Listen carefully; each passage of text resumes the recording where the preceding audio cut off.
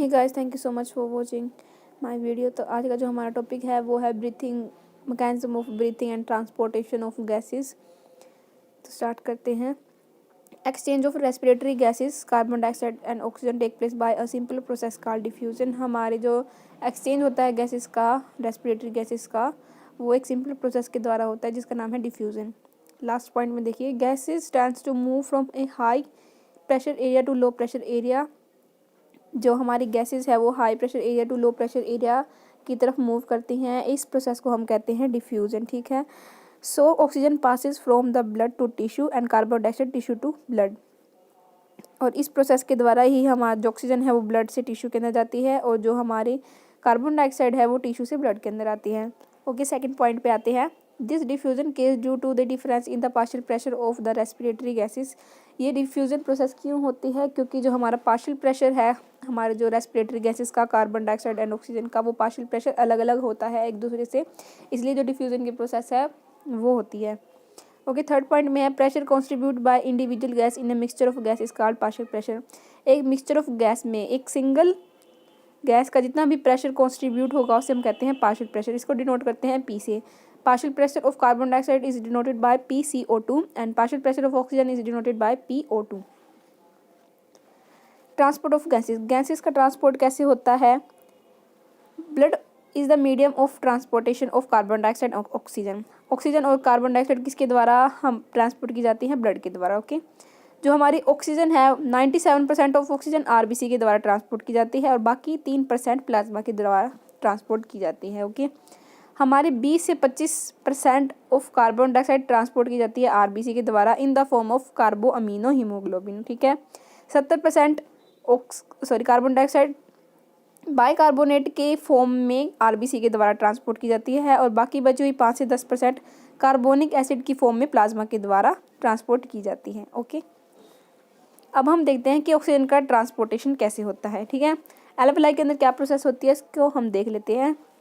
There is high partial pressure of oxygen than that of blood, so oxygen is readily diffuse into the blood. हमारे जो alveoli के अंदर oxygen का जो partial pressure होता है वो हमारी ब्लड स्ट्रीम से ज़्यादा होता है। तो हमारे डिफ्यूजन प्रोसेस में क्या होता है, हाई टू लो की तरफ गैस मूव करेगी तो हमारा पार्शियल प्रेशर ज़्यादा है एल्वेलाई का और कम है ब्लड स्ट्रीम का, तो हमारी एल्वेलाई से ऑक्सीजन जाएगी ब्लड स्ट्रीम के अंदर। Okay, then oxygen combine with blood to form oxyhaemoglobin. जैसे ही हमारी ऑक्सीजन ब्लड स्ट्रीम के अंदर जाएगी वहाँ पर हीमोग्लोबिन प्रेजेंट होगा जिससे वो कंबाइन कर लेगी और बनाएगी oxy haemoglobin. Okay, third point, however in the tissue there is low PO2 due to which oxyhemoglobin is dissociated into oxygen and hemoglobin।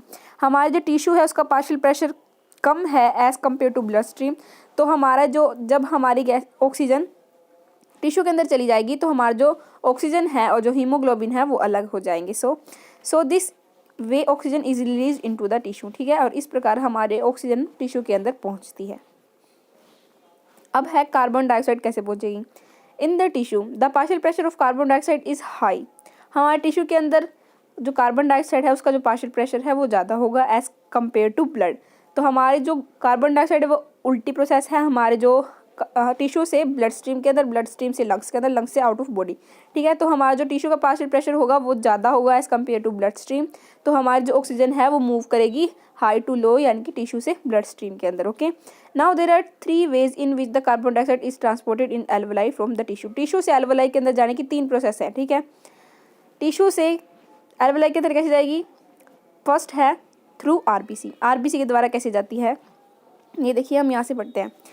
RBC का ट्रांसपोर्टेशन RBC के द्वारा कार्बन डाइऑक्साइड का ट्रांसपोर्टेशन, तो हमारे 20 से 25% ऑफ कार्बन डाइऑक्साइड कंबाइन करेगी haemoglobin के साथ, क्योंकि ब्लड स्ट्रीम के अंदर है, टिश्यू से वो जाएगी ब्लड स्ट्रीम के अंदर, ब्लड स्ट्रीम से आएगी एल्वेलाई के अंदर, तो ब्लड के अंदर वो कंबाइन करेगी हीमोग्लोबिन के साथ। ठीक है, जैसे ही हमारी कार्बन डाइऑक्साइड हीमोग्लोबिन के साथ कंबाइन करेगी तो बनाएगी कार्बो अमीनो हीमोग्लोबिन। ठीक है, और कार्बो अमीनो हीमोग्लोबिन ब्लड स्ट्रीम के अंदर बन रहा है तो इस प्रकार वो एल्वेलाई के अंदर पहुंच जाएगी कार्बो अमीनो हीमोग्लोबिन की फॉर्म में।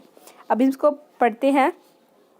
About 20 to 25% of carbon dioxide is combined directly with haemoglobin to form carbaminohaemoglobin and then transported as carbaminohaemoglobin into the alveoli from the blood. यही हमने पढ़ा कि 20 से 25% of carbon dioxide combine करेगी haemoglobin के साथ और ही कार्बो अमीनो हीमोग्लोबिन की फॉर्म में ब्लड स्ट्रीम के अंदर और ब्लड स्ट्रीम से एल्वेलाई के अंदर। ठीक है, सेकंड पॉइंट है थ्रू प्लाज्मा। प्लाज्मा के द्वारा कैसे ट्रांसपोर्ट होगा हम यहाँ से देखते हैं।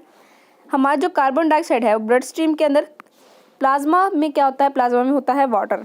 तो हमारा जो कार्बन डाइऑक्साइड है वो वाटर के साथ कंबाइन करेगी और बनाएगी कार्बोनिक एसिड। ठीक है, अब इसको हम पढ़ते हैं। When CO2 is diffused into blood from the tissue. ठीक है, जैसे हमारे टिश्यू से कार्बन डाइऑक्साइड आएगी प्लाज्मा के अंदर तो वो कंबाइन करेगी वाटर के साथ, combine with water and form carbonic acid. ठीक है, सिर्फ 5 से 10% ही कार्बोनिक एसिड बनेगा। इसका कारण क्या है? इसका कारण ये है कि कार्बोनिक एसिड बनने की जो प्रोसेस है वो बहुत स्लो है। ठीक है, only 5 to 10% of carbonic acid is transported by plasma. Okay, अब थर्ड पॉइंट है थ्रू बाइकार्बोनेट। लास्ट पॉइंट है कि बाइकार्बोनेट की फॉर्म में कैसे हमारे कार्बन डाइऑक्साइड हमारे ब्लड स्ट्रीम से एल्वेलाई के अंदर जाती है। Most of carbonic acid is converted into bicarbonates.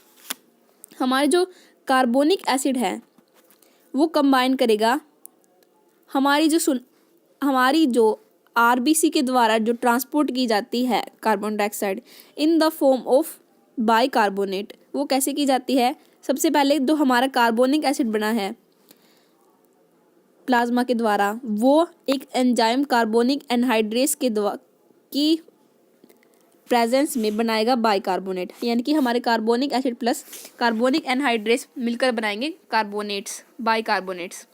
ठीक है, और उसके बाद ब्लड स्ट्रीम के अंदर, ब्लड स्ट्रीम से एल्वेलाई के अंदर। अब हम इसको पढ़ते हैं।